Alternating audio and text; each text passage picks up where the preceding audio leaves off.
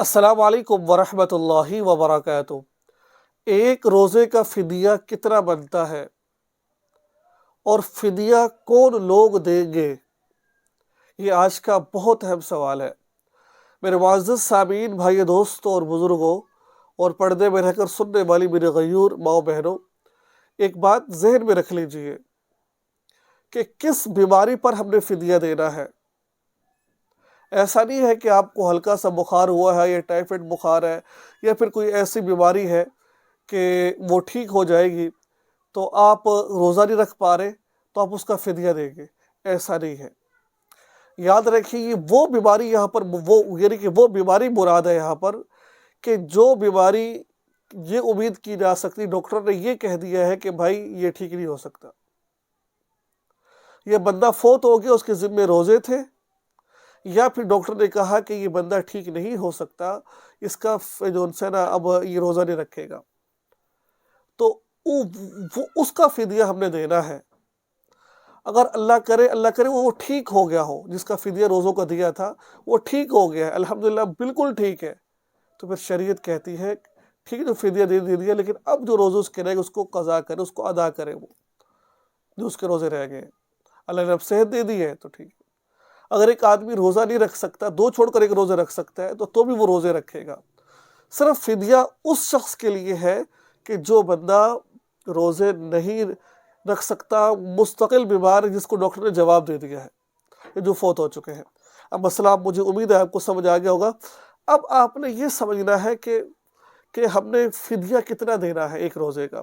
ذرا بات کو دھیان سے سنیے کہ انشاءاللہ بہت ہی زیادہ آپ کو فائدہ ہوگا۔ دیکھیں، ایک بات میں ذرا تھوڑا سا آپ کو بتاتا ہوں۔ جو فدیہ ہے وہ صدقۃ الفطر کے برابر دیا جاتا ہے، صدقۃ الفطر کے برابر۔ اور صدقۃ الفطر جو ادا کیا جاتا ہے یہ مختلف چیزوں سے ادا کیا جاتا ہے۔ اگر اللہ تعالیٰ نے آپ کو مال دے رکھے تو کشمش سے ادا کرے، 3.5 کلو اس کی مقدار ہے۔ اگر اللہ تعالیٰ نے مال دے رکھا ہے کھجوروں سے تو اس کی بھی 3.5 کلو مقدار ہے، آپ اس کے برابر دے دیں۔ جو سے ہے تو 3.5 کلو آپ اسے دے دیں۔ اگر آپ غریب ہے، اتنے امیر نہیں ہے، تو پھر گندم کے اعتبار سے دے دیں، 2.25 کلو گندم، لیکن احتیاطاً 2 کلو گندم آپ دے دیں۔ اب اس کے کتنے پیسے بنتے ہیں؟ ایک روزے کا فدیہ اگر آپ گندم کے اعتبار سے دیں گے تو کتنا دیں گے؟ 230 روپے۔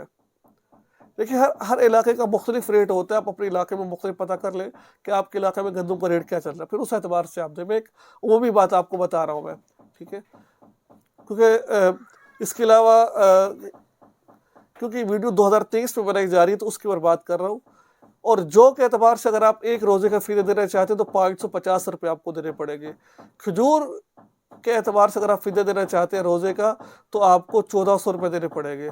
اگر آپ کشمش کے اعتبار سے آپ فدیہ دینا چاہتے ہیں تو پھر آپ کو 2500 روپے کا روزے کا فدیہ دینا پڑے گا۔ یہ آپ دیکھ لیں آپ کس کیٹیگری میں آتے ہیں۔ مالدار ہے تو پھر اللہ تعالیٰ نوازے، لوگوں غریبوں کی مدد کریں، انشاءاللہ آپ کو بہت فائدہ ہوگا، ٹھیک ہے؟ اچھا، اب آپ یہ سن لیجئے کہ یومیہ کتنا فدیہ بنتا ہے کسی بندے کا۔